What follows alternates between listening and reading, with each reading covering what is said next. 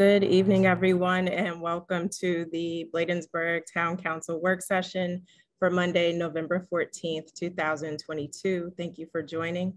We're now called to order. At this time, I'll call for a motion to approve the agenda. So moved. Moved by Councilmember Brown. Is there a second? I'll second. Okay. Seconded by Councilmember Blunt. And is there any discussion? There wasn't. Oh, sorry. I was just going to say, Councilmember Blunt, did you want to ask for the amendment to include the senior gala here for discussion? Yes, please. I'm sorry. Yes. Okay. And I'm sorry, Councilmember Rout, you have. Yeah, there were two items. There was the gala and there was something else. Yeah, ARPA is already on the second agenda. So we can include the conversation about nonprofits and businesses. Okay. It's already on the next meeting agenda. Got it. Okay, thank you for that. Any further edits or additions? Hearing none, I'll call for a motion to approve I'll call for the vote. All in favor, let it be known by the saying of aye. Aye. Aye. Any nays? The ayes have it. Thank you so much. At this time, we'll move forward with the approval of work session minutes for the October 3rd work session. Is there a motion to approve? So moved. Moved by Councilmember Rout. Is there a second? Second. Seconded by Councilmember McBride. Any edits or corrections? Hearing none, I'll call for the vote. All in favor, let it be known by the saying of aye. Aye. Aye. Any nays? The ayes have it. Thank you so much. At this time, we were scheduled to move into an appearance by Mrs. Ferguson. Let me just check. Mr. Gray, do we have anyone in the waiting room? Is Mrs. Ferguson there? Because I don't see her in the Zoom room, if you will.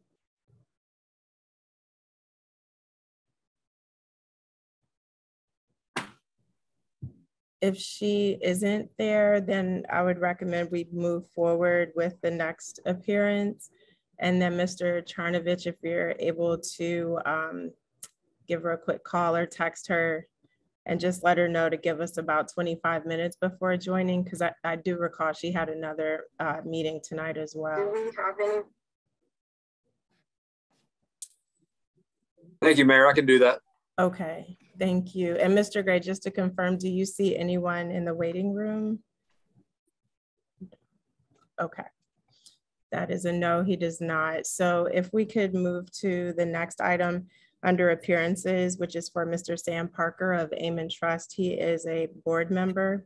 And the discussion for tonight is regarding the Bostwick House buttress. And so, Mr. Parker, we'll turn it over to you, or Mr. Charnovich, did you want to give any introductory remarks before I turn it over to Mr. Parker?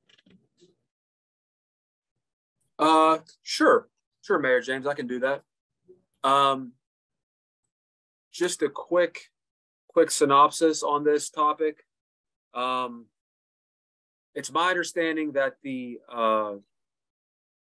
Bostwick House buttress has been in disrepair now for, I'm not quite sure how long it has been. I think it's been in disrepair since before I even started with Bladensburg, which was about a year ago.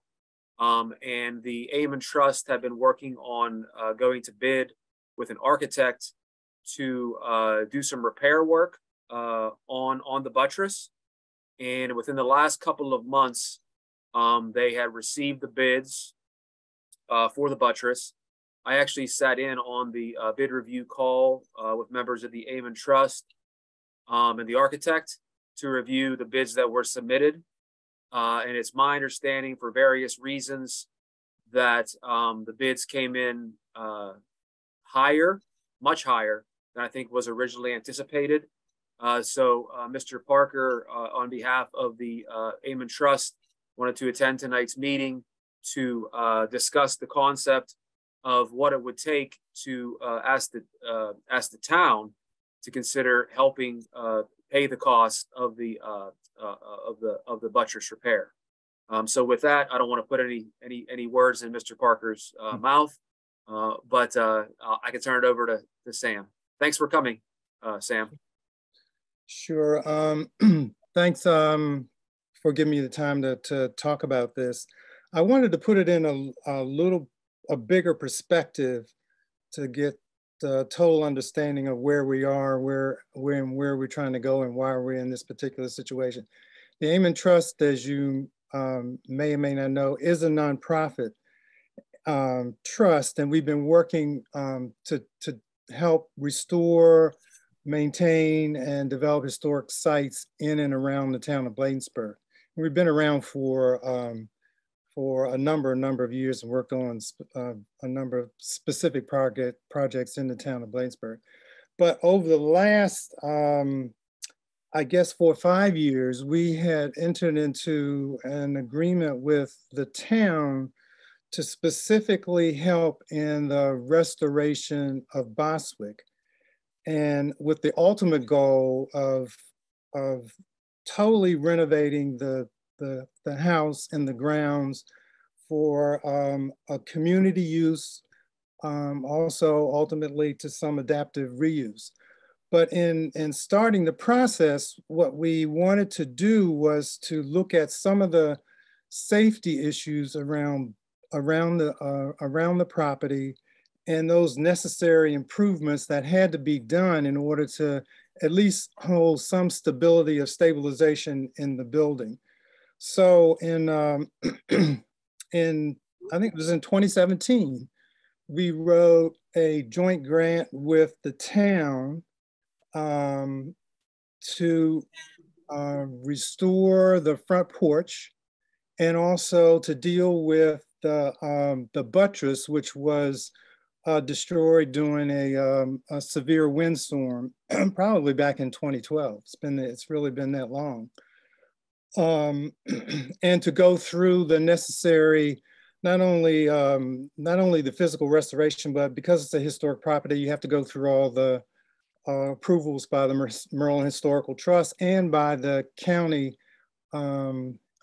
Historic Preservation Commission in order to get the appropriate approvals.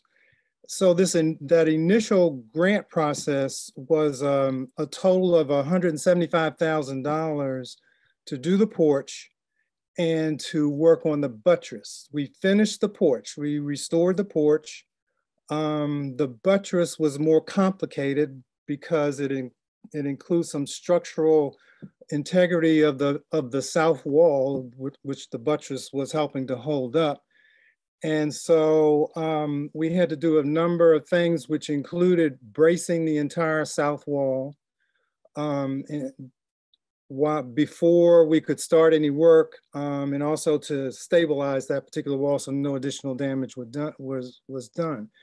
We had to also do a historical documentation of how the buttress worked and how it was built. So we had Dr. Linebaugh from the University of Maryland to deconstruct the buttress brick by brick, and also to document everything about the physical nature of that structure. So this all had to be done before then. So we finished that. We've paid for the restoration of the porch. We've paid for the deconstruction of the buttress, and also for the temporary iron brace that's on the wall. And we have expended most of the $175,000. And that $175,000 came from Maryland Heritage Area Authority, Maryland National Capital Park and Planning Historic Grant Program, some money from the town, some cash money from Amen Trust, some cash money from Prince George's Heritage. That's one set of grants, but there is one additional thing that we have to do to close out that grant. And this is a requirement of the Maryland Historical Trust to do archaeology associated with the rebuilding of the buttress, putting the buttress back exactly as it was. So we still have to finish that one piece before we close out that series of grants. the next thing that logically followed that was to actually rebuild the buttress. And that's complicated too, in the sense that we had to get approval again from the Maryland Historical Trust and Parking Planning as to how that was going to be done. What the structural engineer was going to do, how was it going to be rebuilt, using as much of the original brick as possible to put it back exactly as it was. And needless to say, historic preservation, once it's finished, is very beautiful, but it's a very laborious process getting there. And that was a second grant that we got from the Maryland Historical Trust, specifically just to rebuild the buttress, according to the requirements of the Maryland Historical Trust. We got a grant for $76,000 to pay for that. And that was the original estimate for rebuilding that buttress when we first started out. So that's why we applied for that particular amount of money. Needless to say, we've gone through all of these over the past 2.5 years, the pandemic and all the things associated with that, the cost of materials, inflation, everything. We were required by the state to do a formal RFP, had to advertise it in the Washington Post.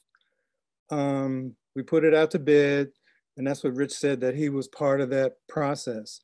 We got back 3 bids that ranged from $149,000 up to $400,000+. Prices were just astronomical and double what we had anticipated paying for the process for the rebuilding. So at this point in time, we did select the lowest bidder. That lowest bidder was the Maryland Historical Trust a staff person also sat in on that bid process and agreed with the selection. We have not signed a contract with the contractor because, again, we only have $76,000, and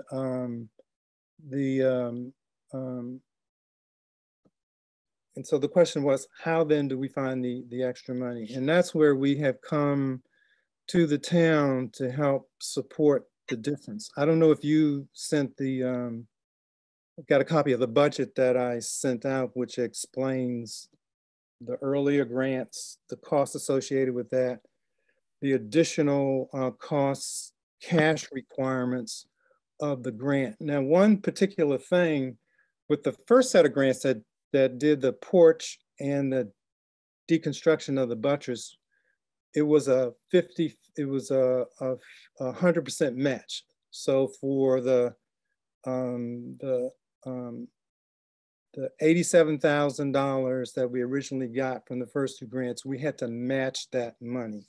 And that's how we got the total of $175,000. The $76,000 that we got to rebuild is not a match. We don't technically have to match, but because of the cost associated with rebuilding it, we are looking for a match for that amount from the town.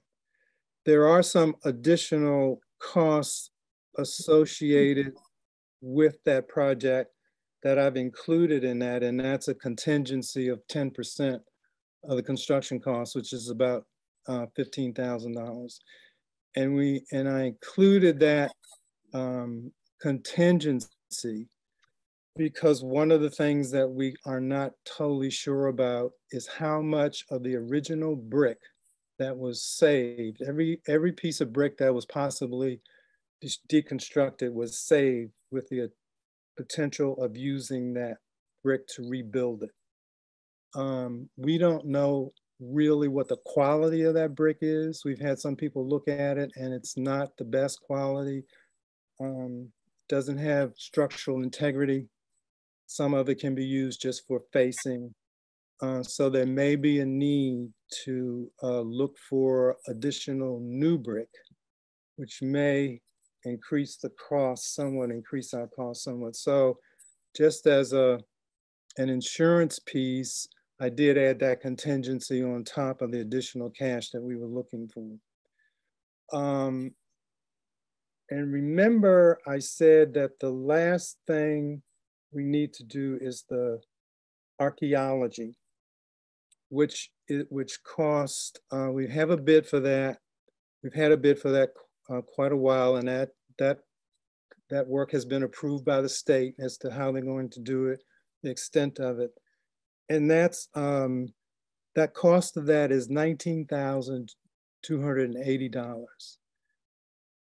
That money, what we're trying to do is that money, there is money in the final payment of that first grant. The state was holding back 25% of their funds, $80-some thousand, that they pay once we totally complete the project and file our final report. We may need to pay the vendor for that archaeology before we are reimbursed on that money. So there is enough money to totally repay the cost of the archaeology, but we may need to, once they finish, pay that amount. We're looking at alternatives, which may mean to try to get the state to say they'll pay the money with an invoice as opposed to actually having a canceled check. But we aren't sure about that particular piece. So if I add the 19,000, that's would be reimbursed totally 100%, plus the additional amount needed to complete the total reconstruction. We need an additional cash amount of, where did I put it?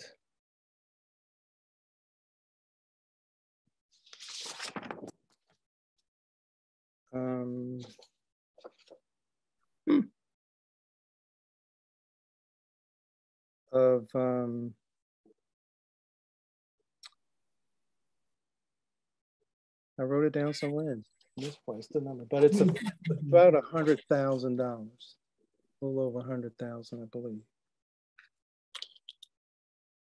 Rich, I sent you that. Do you have that total figure in front of you? I thought I printed it out, but I didn't have it.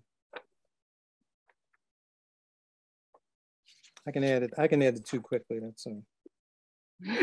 Look, Sam, Mr. Parker, it looks like the spreadsheet you had sent me, if you include the archaeology, I think it's 97,268 plus the 19,280 for the archaeology. Yeah, that sound right? Right. It's I'm sorry. It's $116,548, of which $19,280 would be paid back. Great. Thank you, Mr. Parker, for the overview. And also thank you to Amen Trust for really being a partner with helping us with the preservation of Bostwick House, because it is a priceless asset and it is valuable to our community and our town's history.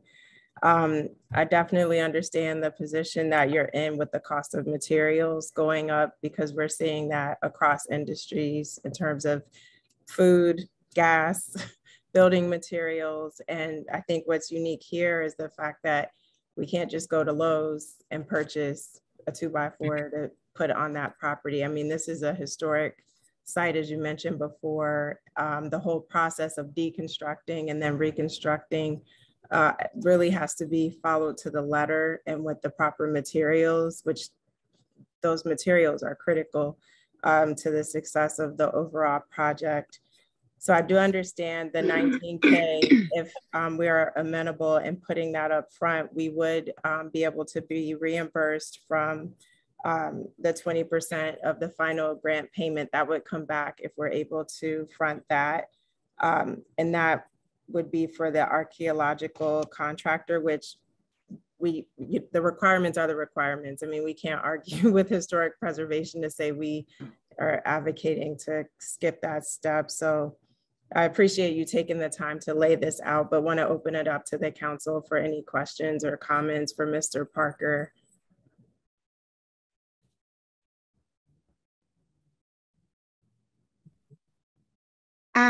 This is Councilmember Rout. Mayor James, want to speak? Yes, go ahead, Councilmember Rout. I'm glad Miss Sue Ellen Ferguson is on, because I do have a technicality question. I see in a correspondence after review of the council meeting packet, the work session meeting packet, that we were talking about putting it out for bid if it is approved by the council. My question to our town attorney is that if the council saw fit to approve the total cost of $116 and some odd $1,000, could we do that by vote, which does not violate our town's procurement policy? Because we are a united effort, if it does, if we do take it up for a vote and it is passed, could we direct our town administrator to be able to pay for the two items because the time is of the essence to preserve the building that is in dire repair? Councilmember Rout, I just want to clarify. So the question or the statement regarding the procurement policy and having the council discuss the RFP process, that was for the project manager. So that would be separate from the ask tonight. The ask tonight is specifically regarding that grant funding. Right, but my question is still it's substantive. It's the same. My question is, would we have to put it out for bid since it's over the allotted amount that the town administrator will be able to authorize? So Ms. Ferguson, I know you probably don't have the materials in front of you, but do you understand Councilmember Rout's question? I think so, and I have your code here. I'm gonna see if I can take a look quickly, and can you hear me? Yes, we can. Okay. Take a look clearly. At most jurisdictions, there's the ability to override, and I believe yours has that too, but I do want to double check. So I should be able to answer you in just a minute. Okay, so we'll give her a moment to dig that up. I was also trying to find the charter because I thought there was language in there also, Mrs. Ferguson, where if it is a time-sensitive situation, we can forego the normal RFP process and make that decision as a body. But sorry, it's hard trying to navigate the Zoom and the search on the town website at the same time. I do want to add that we were required to follow MHT's procurement process, which was, the getting it out publicly, reviewing the bids, having a panel to discuss the bids. So we did follow their process, which was fairly exact. And that many times that is what a government is allowed, or council is allowed to do. If someone else has gone out on a full bid process that is similar to yours and is bringing you a price that is the result of that process, then you can use that too. Like I said, it's gonna just take me a minute. I apologize.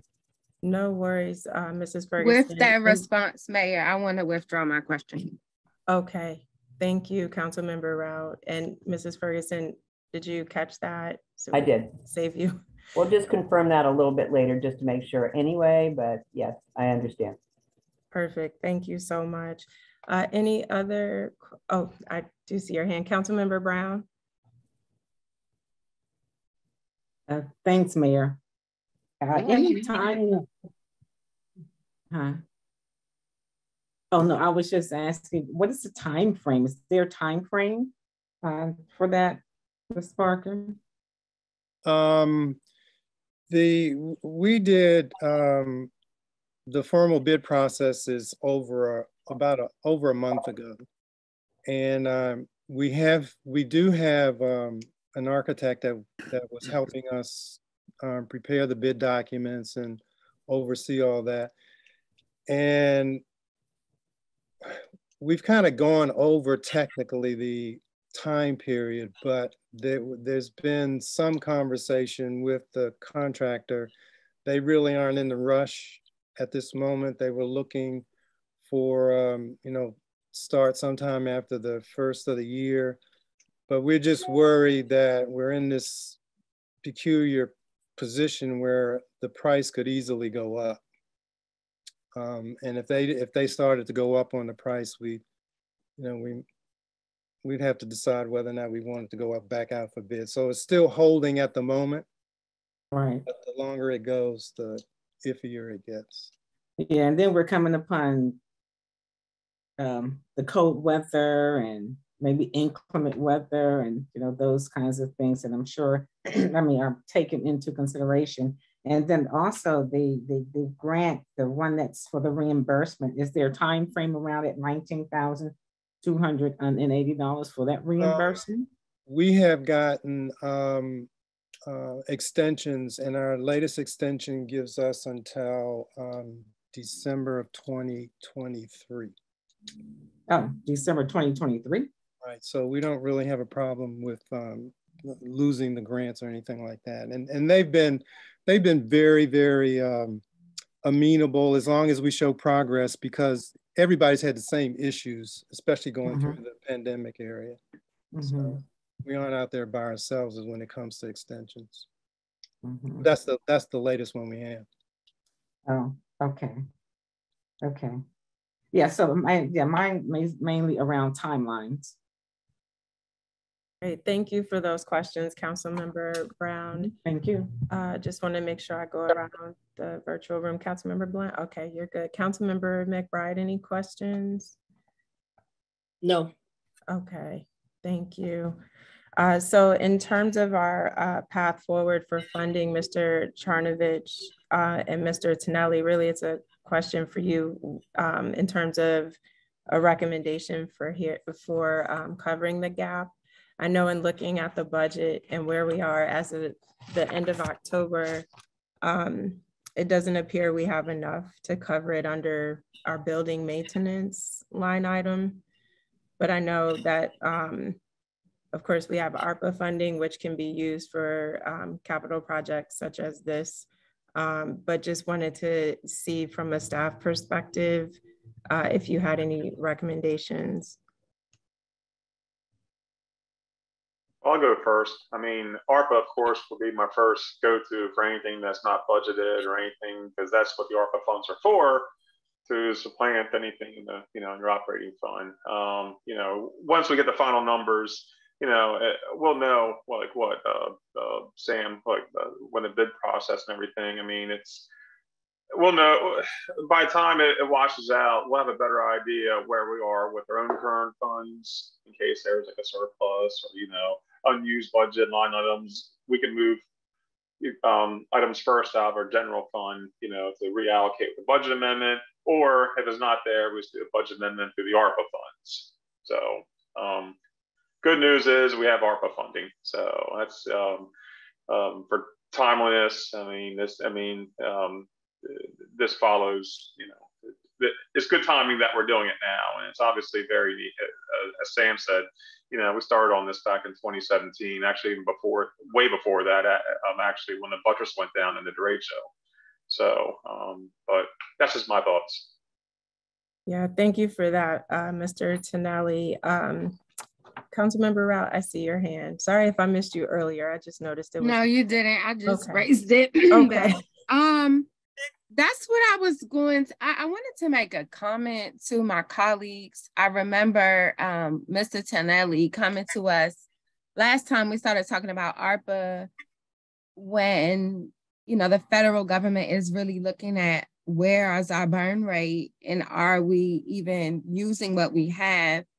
And I do think it's behoove of us to use what we have as it relates to ARPA if we can, you know, just because we never know the different changes with appropriations and how things go. I mean, I've seen monies that's not earmarked that have been taken back.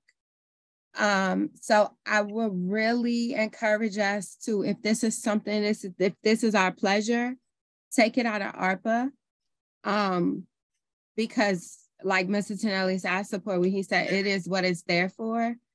Mm-hmm. And this project it needs to come to a rest so that we can continue to move forward so that it could be safe so we could use the building.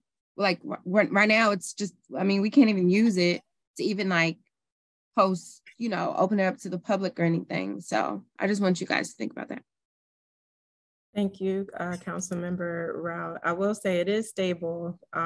When they took down the bricks, the iron beams that are there, they are providing stabilization, as Mr. Parker was explaining, but I do hear your point. It's not being utilized to its fullest potential because we are still underway with this long-term project, and totally agree with utilizing the ARPA funds. The question that I was raising was because of the expediency with locking in the prices, if the council is amenable, because we are talking about using the ARPA funds, I recommend we, in the next meeting, go ahead and vote on this so we can proceed, because my worry is waiting 2 months and now the cost of the price of materials, the price of materials has increased yet again.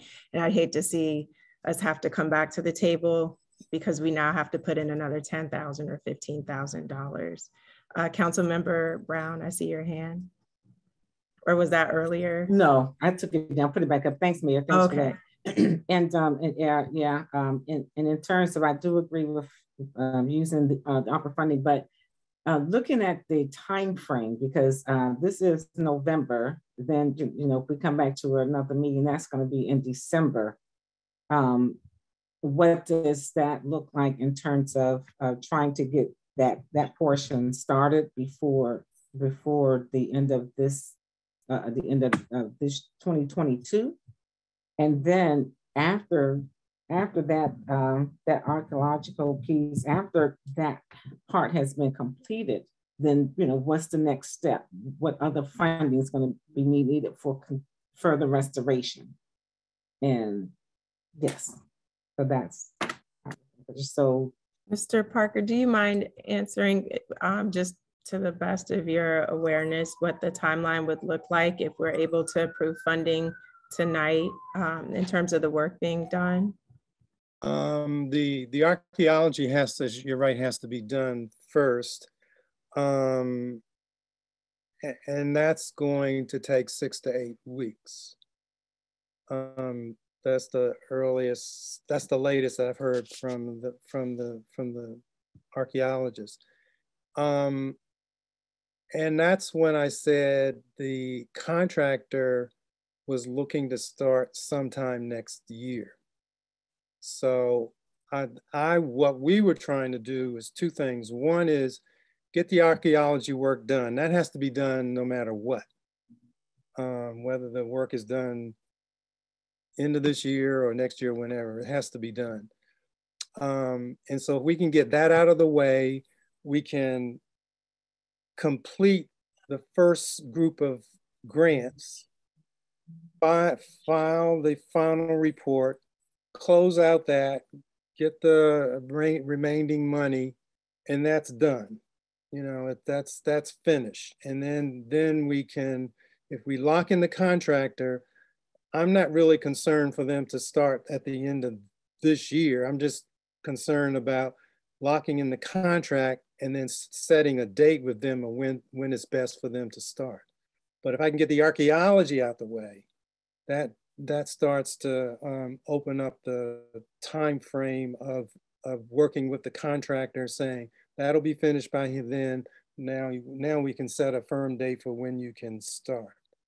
But we are concerned about material costs too, right? Yes, the biggest material cost is going to be metal, because we got approval to put a infrastructure behind the buttress that's metal, and the cost of the brick. Other than those are the two main things the costs will go up. Most of the other requirements are not extraordinary kinds of materials, but those are the two things that could go up. Now, for example, if if we sign the contract, the contractor can start ordering and allocating, putting firm bids for those materials, because we know we need them. But you can't do that until we sign the contract. And Mr. Parker, that's where I was, just trying to hint that having that agreement lets the contractor know we're wanting to move forward, we're committed. And so that way they can start locking in things. Not that the work will begin immediately, because we understand that probably won't be until January from your introduction, but at least we're taking steps to get prepared with the contractor while the archaeologist is doing their part of the puzzle. But we have come to the end of our time for this item. And I do appreciate everyone just really participating, throwing all the questions and ideas out there so we could arrive at the best solution. And I think we're there. There sounds like consensus for utilizing ARPA funds to bridge this gap. And so, Mr. Parker, thank you for laying things out for us and just talking everyone through the process. So we will follow, or Mr. Charnovich will follow back up with you in terms of next steps after tonight's council meeting, just to confirm the funds have been approved, and that way he can be in coordination with you for moving things along. We certainly don't want to hold it up or be a barrier in the process. So. Okay, thank you all very much. I appreciate it. Thank you. And thank you for coming on Friday. It was good seeing you. Very much so. Very good. Very good program. Thank you. And so we'll go take a step back to the previous item under appearances. Again, we're fortunate to have our legal counsel with us, Mrs. Sue Ellen Ferguson, and she's here to talk with us about the Comcast cable franchise agreement. So Mrs. Ferguson, I'll turn it over to you. Good evening, Mayor and Council. I'm sorry to have been a little bit late. Had a little bit of difficulty getting in to your meeting this evening, but finally was able to. So I'm here to talk to you about the proposed franchise agreement for Comcast. And believe it or not, this negotiation has been going on since 2012. It started 3 years before the franchise was to be over, because the franchise began in 1999 and was supposed to go to 2015. And so the cable companies are supposed to reach out and attempt to negotiate an agreement in the 3 years prior to the ending of the franchise agreement, which they did. And then when we did not reach an agreement, we all adopted, so long ago now, you won't even remember, we adopted ordinances that allowed you to continue in this franchise agreement until we were able to recommend a new agreement to you. In the end, based upon what has happened over time, that was probably a good idea. Or not a good idea, it wasn't done intentionally, but I don't think that it really was a problem for most of the jurisdictions, because the companies are trying to step back from the obligations that they had in the past.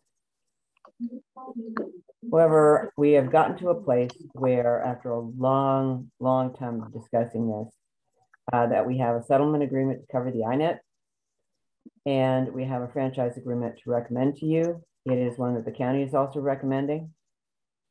And the negotiating team that represented all the municipalities who all worked together. Comcast agreed to do this because it was also in their interest to be able to talk to all of us at the same time. It was in your interest to do it because it gave you the benefit of having all the other jurisdictions with you in this negotiation. And so you have a lot more power together than you do separately. So is there a way for me to get the, be able to share a screen for a second? Yes, Mr. Gray can upgrade your, I guess, settings to a presenter. Okay. And then you'll see the share your screen at the bottom with the little arrow. Yes. Okay. And I'm not seeing what I need yet. So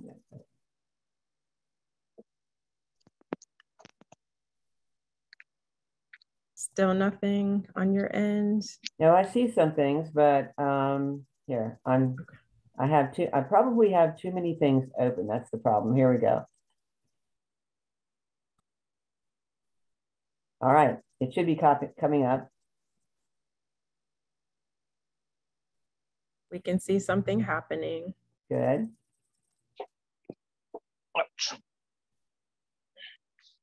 There you go. Okay, there we go. Very good, thank you. Right now, there's a franchise fee of 5% that is going to continue. There's a 3% of gross revenue support for PEG. The PEG stands for Public, Educational, Governmental. Some of the jurisdictions received this before, some did not. But everyone will have it now, just like they have it with Verizon. You will still have a PEG channel, actually 3 standard definition PEG channels, and 1 HD channel, if you care to use that. They reference our iNet as the CNET, which gets kind of confusing in this franchise agreement will also. And it's because the iNet, when it started, was with the county and 17 municipalities. And then the rest of the municipalities in the county were connected by different fiber that the county owns. iNet fiber is owned by Comcast. The county fiber is the ICBN fiber. Once the ICBN fiber connected the rest of the municipalities, then the two systems connected. So now it's one big system. And so we're now going to be calling it going forward the CNET. Comcast and the other franchise holders do not want to support iNets anymore.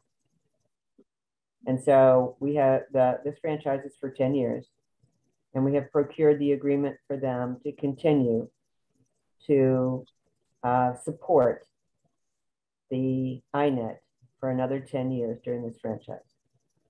We are going to have to look at setting aside the funds to come up with an alternative system, assuming that we want to use this same system 10 years from now. And that is something that the iNet committee is looking at right now in its strategic plan.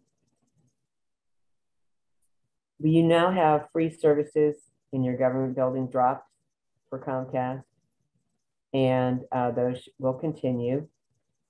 There were a number of court cases that happened in the time that we were negotiating this franchise, and FCC, Federal Communication Act actions that actually reduced the rights of municipalities.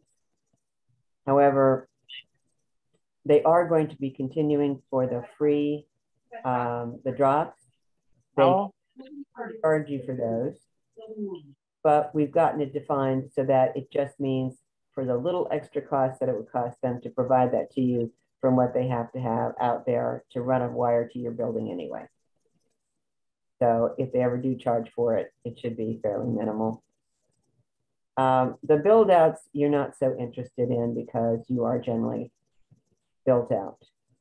So the funding should remain pretty much the same. And I'm going to stop the share now. we all know that the cable companies are making less money now because people are cutting the cord and using other streaming services, etc. So those are going to reduce over time just because they are.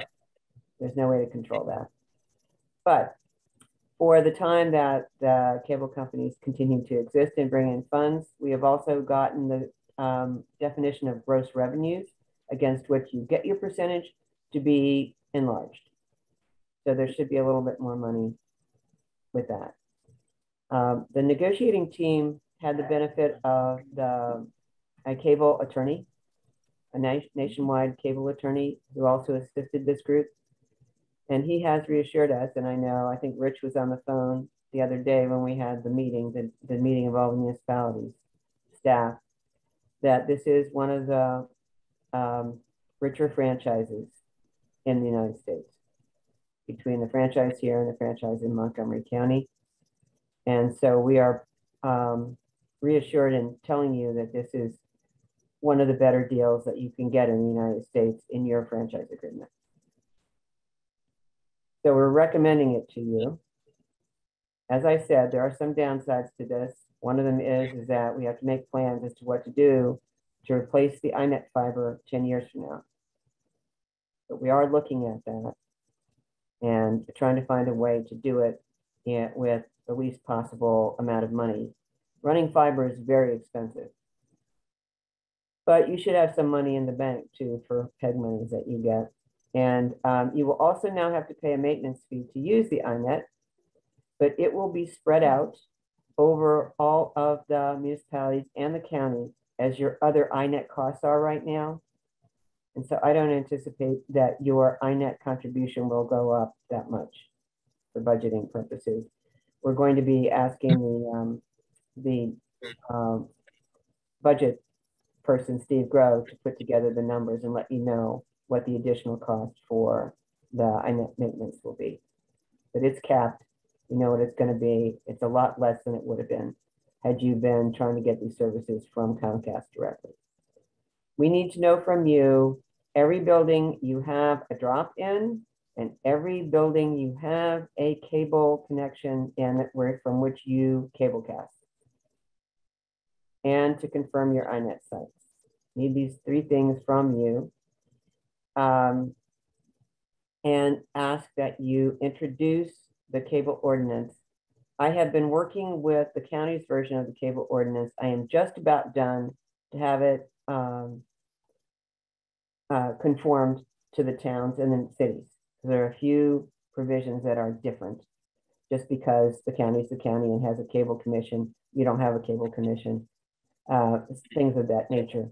However, I reassure you that the contract itself, the contract terms, are the same for Bladensburg as they are for everyone else and for the county. Nobody gets a better deal because they're bigger or have more influence.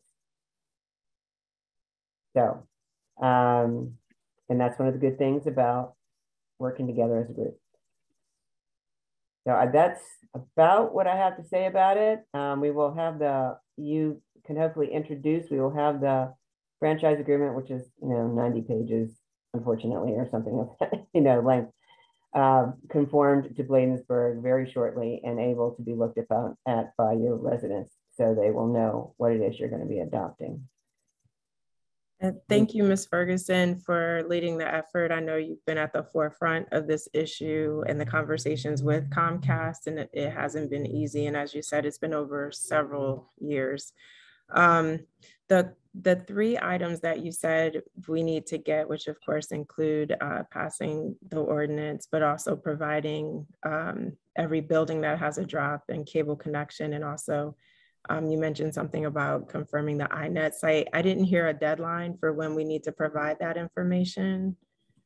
As soon as possible, because there are a couple of exhibits that are attached to this agreement that need to be filled out in full. Because once they're finalized, that's going to be what you are entitled to as a town. So I just want to make sure we have all your connections listed so that we don't leave anything out and have to amend it later. I would much prefer, in fact, it's the best thing to have it all listed right now. Yes. Understood. Thank you for that. Councilmember Rao, you had a question? Thank you, Mayor. Thank you, Mayor James. My concern is that hopefully in the next 3 to 5 years, we would have moved our town hall location to a larger space facility. Maybe the address will change. What then is the process that we would take to put our new address? Does that preclude us from being covered by this agreement? No. You do have a right to move. If you're within 300 feet, I believe it is, there's no additional charge for that. They'll just move it for you. College Park just did this very thing. They had their town hall, city hall torn down to the ground and then put back up again, and they got all reconnected. So you are able to do that and retain your INET and other connections. Yes. Thank you. Thank you for that question and answer. Councilmember Brown. Thank you, Mayor James. Real quick, yes. Also, thank you, Ms. Ferguson, for your due diligence. One of the questions already answered, and that was with this 10-year contract, how would that impact a build out with a new town hall? The other one you answered, that was the timeline. Now, the other is that I don't see any cost. So it's like, oh, you know, it's going to be this, it's going to be that, but I don't see any actual cost. Is that coming to us? You will receive income. 5%, you will get a franchise fee of 5% of the gross revenue that they receive from the subscribers that are in your town. You get that now, and that will continue. You will also get 3%, a 3% PEG fee. That has limited uses. You're supposed to stockpile it if you're not using it for particular things.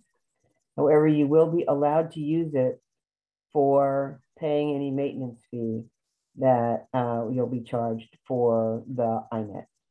So we have that as part of the agreement. The cost that you will have going out will be the additional cost for the maintenance. And like I said, that fee should be spread out over all the subscribers in the county. So your fee for that, just the way the other INET costs are right now.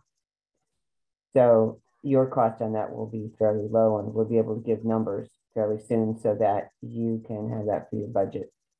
But you'll be able to pay it out of your PEG fees. So what you get is a total of 8% of gross revenues from Comcast.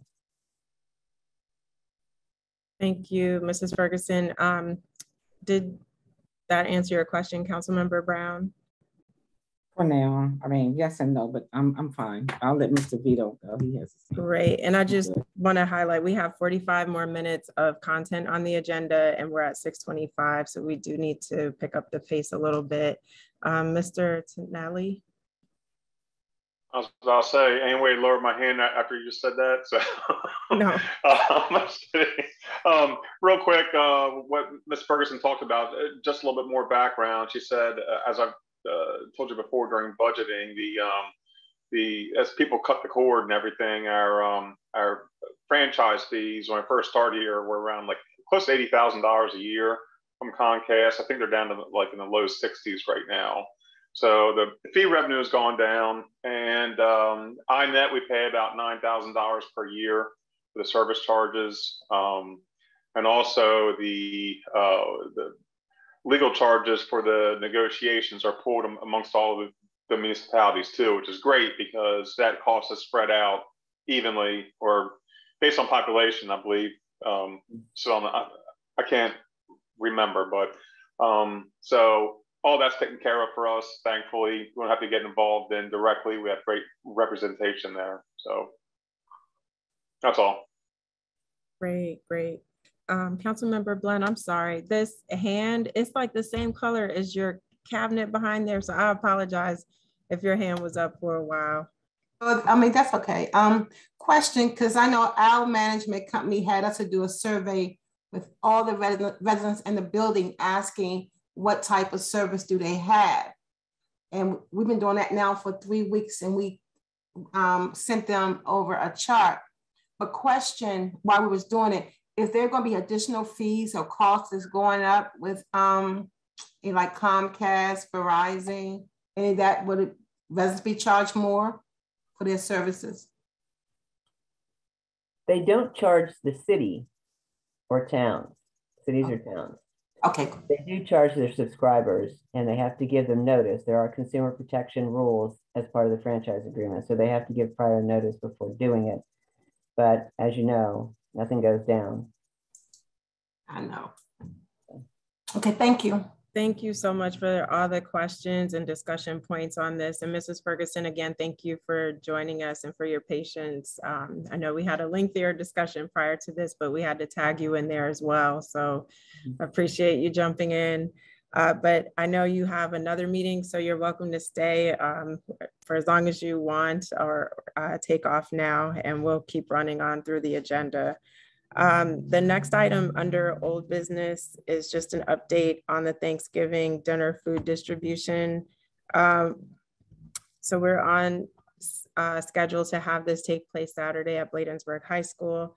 The event starts at 12 noon and will end at 2. Of course, volunteers will be there hours earlier, setting up with volunteers received from the high schools locally, Victory Grace Center, as well as Now Foundation.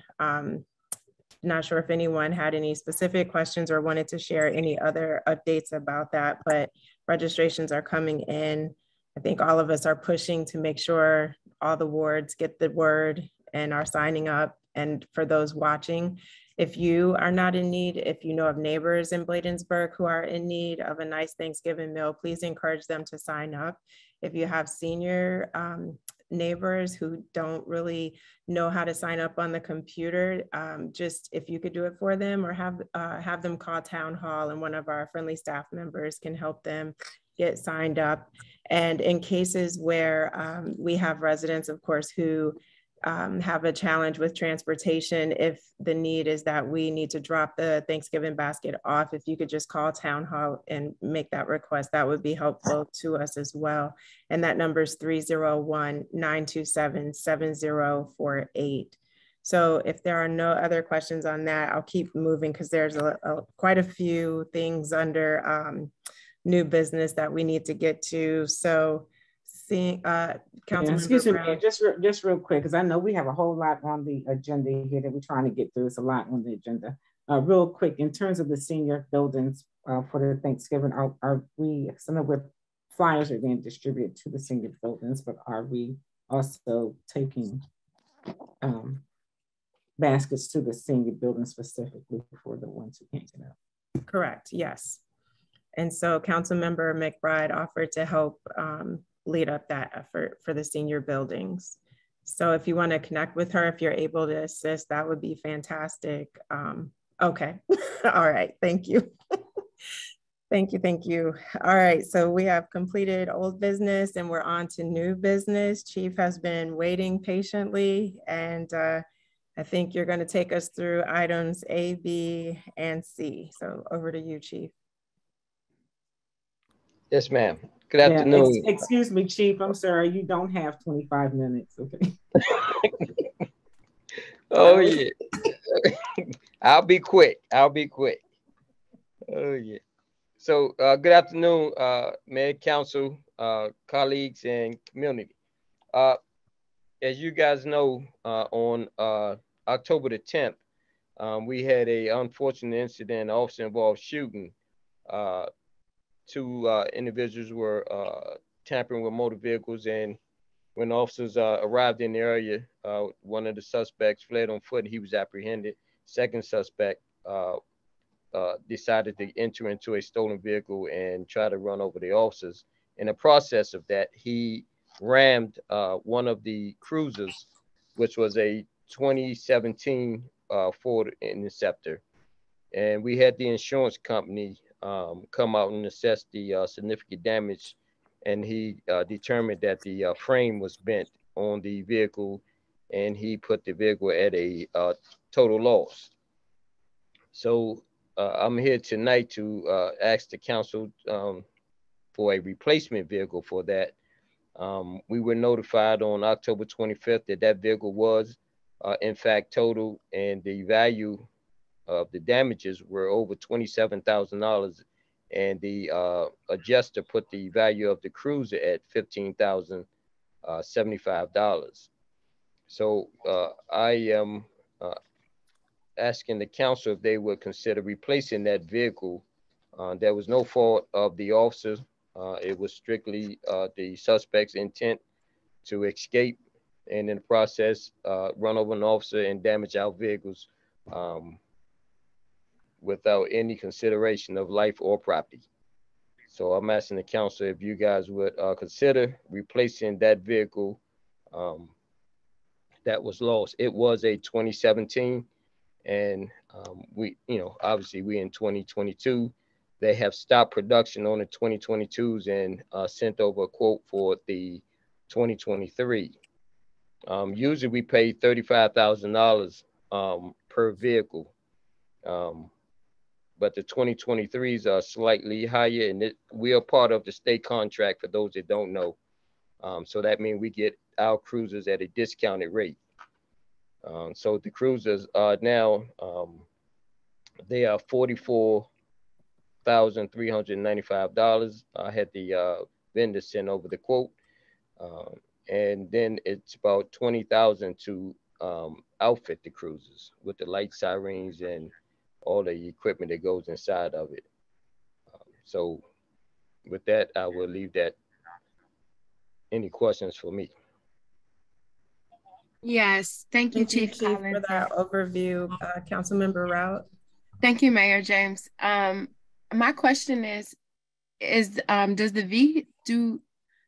does the vehicle that we have in our fleet, does it come in a hybrid option or a totally plug-in option? I'm just saying with the new charging station coming and how the motor industry is moving to hybrid and or total EV. So I just wanted to know. The hybrids, yes, they do come in hybrid. The hybrids are, if not the same, maybe slightly higher because it's a hybrid. But the total electric vehicles, I'm not sure. I don't have enough research on it to say how it would function, being used as a police vehicle at this point. That means the emergency lights, drawing down the power, how long that will last, because we work 12-hour shifts. So would they also have to dock the vehicle for, a few hours to recharge it? I don't have that information on the battery life at this point, but I can definitely research that and provide it to the council. But a hybrid vehicle, I used to drive a hybrid on my former place where I worked, and they, the battery go low, the engine kick in, and it saves on fuel and things like that. So I'll be more than happy to, move this to a hybrid type vehicle, because to be transparent, some agencies around us are using hybrid vehicles, but I don't know of anyone that's using total electric police cars and running a 12-hour shift. Councilmember Rout, thank you for that question. That was really appropriate, especially considering our construction has started for our charging stations. And I think it would be a great opportunity if at least we could do hybrid to lead by example and showing the town is being sustainable in future vehicle purchases. So again, thank you for that question. If there are no Councilmember Blunt. Just two questions. Are the cameras that we have set up, are they making any money? And if they are, could we use any of that money to recoup on that vehicle as well? Yes, we don't have that money now, but those cameras are doing well. In fact, as soon as shortly, we should start seeing those funds coming over. I believe Vito and the vendor Conduit They had a discussion because there was some hiccup in the bank transfer process of the funds. And I believe Vito and the rep have worked those issues out. So money will start coming in. I can tell you right now, those, we have cameras out on Kenworth Avenue now. And they have been producing about 100 tickets a day, 100 violations a day. So that money will be coming in, and I'm glad you brought that point up, Councilmember Blunt, because our goal in the end is to relieve the burden off of the town and the residents and rely on our speed camera revenue, because that money can only be used for public safety, as we discussed that when we started this on the onset, that those funds will only be used for public safety. So that's a great question, and I'm hoping like down the road we have this, that we will have enough put away that we don't have these issues. And so, Chief, sticking with cameras, the next item is the police cameras in cars. You want to roll right into that? Yes. Excuse me, Mayor. I'm sorry. I did have my hand up. I'm sorry. Just real quick. I'm sorry, Chief. we were short on time, so I was trying That's to move okay. it Well, along. we got a whole. I know, Mayor. We got a whole lot on the agenda. Go ahead. Sue Ellen, she took more than 5 minutes when she only has 5 minutes on the agenda. But yeah, so Chief, real quick, as far as the insurance company, the car's totaled. So is there any money back from the insurance company? Yes, yeah, that's what I said earlier. That the blue book value on it was $15,075, and that came from legit, our insurance company. The vehicle was a 27. They considered the value, the year, and the mileage. Okay. Thank you for that. Chief, do you mind moving forward, please, with the police cameras? Yes. So with the police accountability and transparency, we're asking that all of our cars have in-car cameras installed in them, so that we can get the picture from A to Z on what happens when people are in our cruisers. These cameras can clear the officers. At the same time, it can hold officers accountable if they aren't acting appropriate.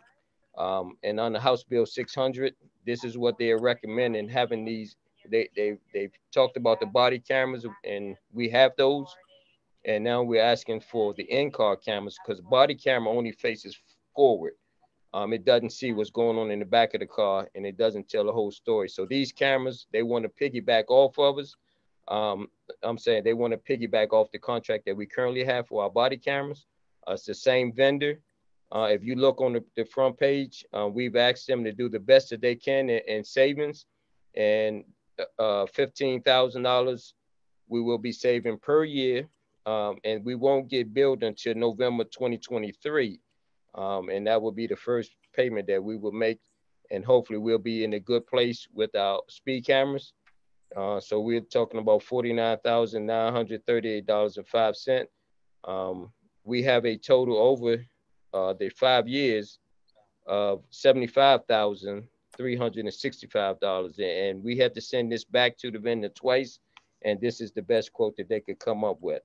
And I appreciate them trying to work with us, because they understand the big picture of being transparent and telling the whole story about what's going on.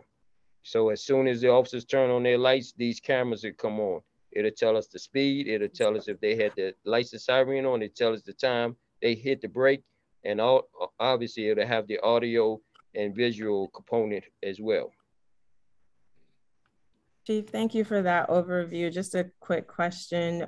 Did you also get any bids from any other vendor, or you just went back to our same provider? Right. So we went with them because we already have their platform. So we're just adding to it. So it doesn't make sense to get a new server and have to connect with a new vendor when we have this one. We just plug in. It's the same operating system. You just add another camera. Instead of body worn camera, you add an in-car camera. Great, thank you for that. Any questions from the council? Thank you so much. Chief, one more, police mobile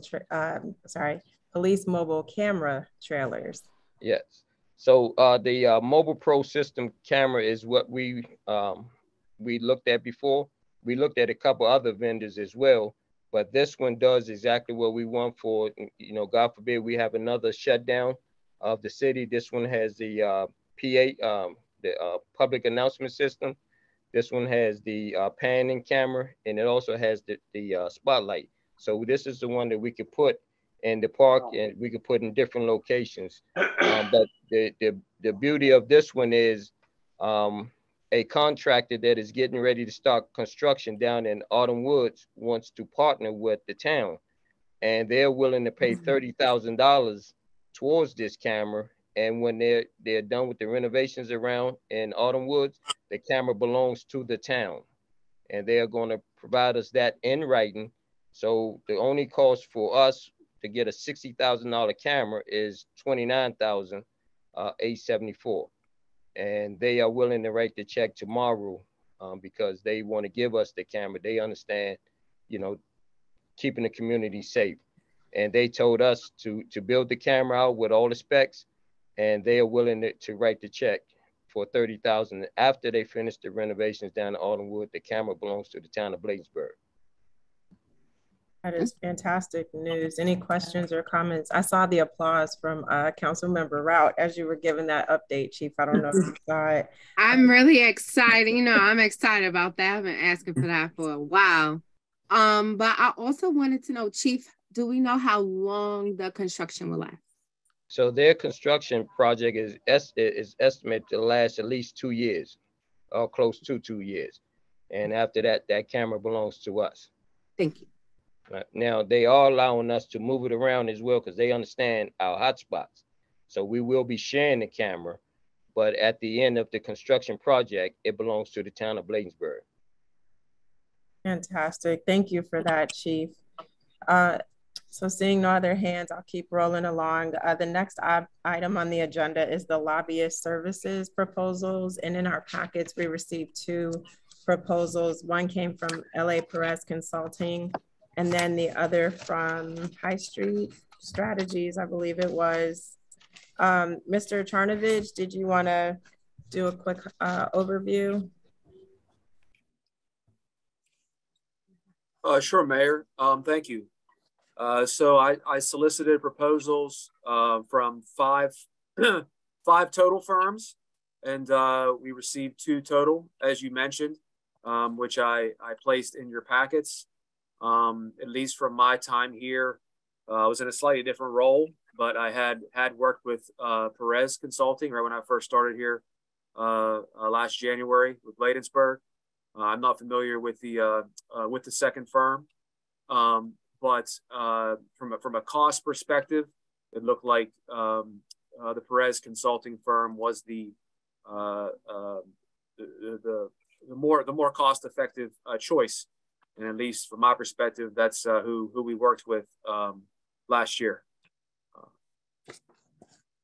Thank you, Mr. Charnovich, for getting the RFP out and making sure that we got it to a number of firms. I do agree. I think the price difference is significant. High Street is $57,180 on an annual basis, which breaks down to $47.65 per month. While LA Perez is at $24K, so roughly $2,000 a month. And we have had a good experience working with them. Of course, this was our first time, but they did deliver with $1.3 million in money for the town for capital projects. And so I do think it's an opportunity now that we kind of had the training wheels on the bicycle, so to speak, with them this past year to work more strategically with them in the coming year. But any further comments or questions in this regard? I know Councilmember Brown, you felt strongly about the proposals leaning in one direction, leaning in a direction. Yes, thank you, Mayor. Yeah, I think with LA Perez, I mean, they have demonstrated and they have delivered for us. And like you said, you know, with the training wheels, and they kind of already familiar with us and everything. So, but yeah. Yeah, and I do want to acknowledge, I think now that we are giving them the full cycle, we do have to hold them accountable because there were some deliverables that we didn't get, such as the end of session report and some of the briefings. I think part of it was just because of staffing changes on our side. So I don't want to totally put that on them with not keeping on par and on task with that, but just generally speaking, I do think it worked out well for the town's interest. Mr. Charnovich? Oh, thank you, Mayor. I know we're short on time, but I did want to point one thing out to make sure everybody on the call was aware that as far as priorities go, when I sent the RFPs out, I did include rent stabilization in the appendices as as a top item on the priority list. I know it's a talked about topic recently. It's on the next council meeting agenda, in fact, for a brief update. But I did want to point that out, that it was added in there to include that topic in whatever lobbying is done in the next session.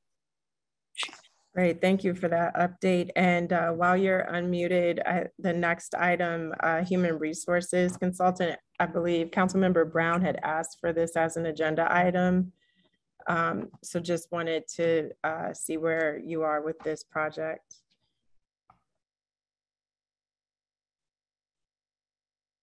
Oh, it's it's on my list of my RFP list is some I can't even control it anymore, but the RFP list is slightly out of control at the moment.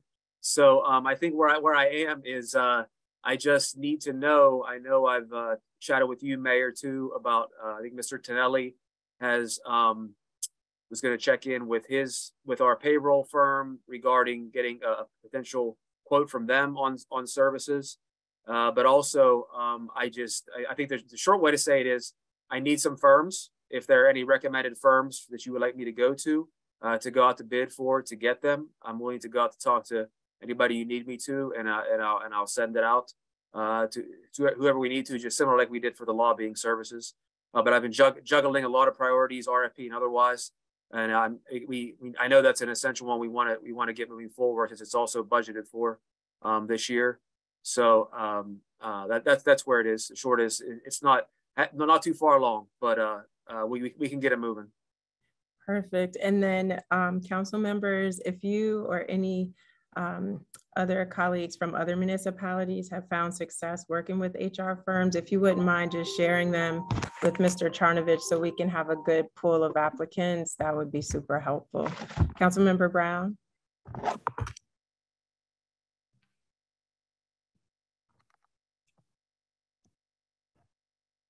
Is it me, or can you guys hear her? Okay. I think you're on. I said thank you. I said that's what I was about to say. Some municipalities, and I would send that information over to Mr. Charnovich. Thank you so much. Thank you. Our final item on the agenda is the senior gala. Councilmember Blunt. The mayor, the town has been working on the senior gala for the senior residents in Bladensburg. It's coming along very well. The very first one, but well needed. Other than that, you have to register. I'm so used to working.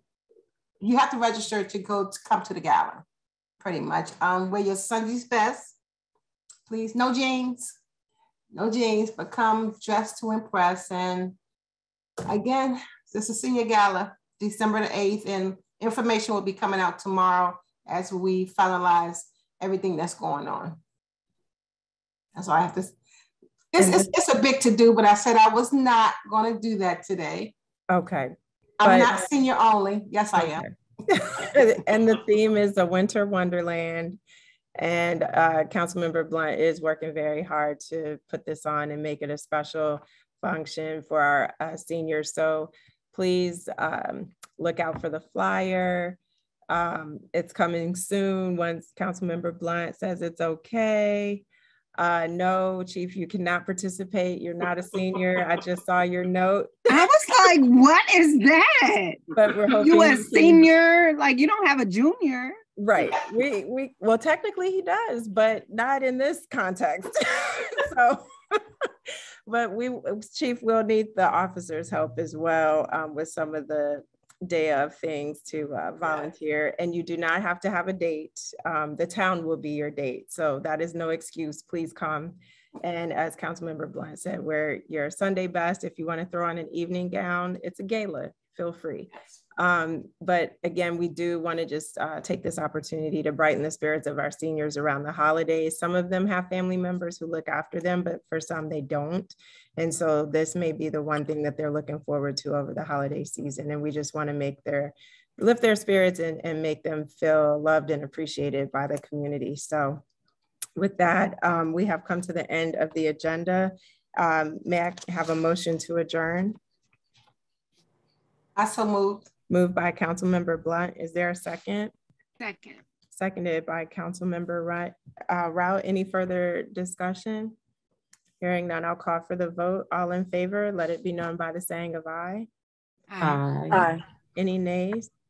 The ayes have it. Thank you so much. We're adjourned. See you in 9 minutes.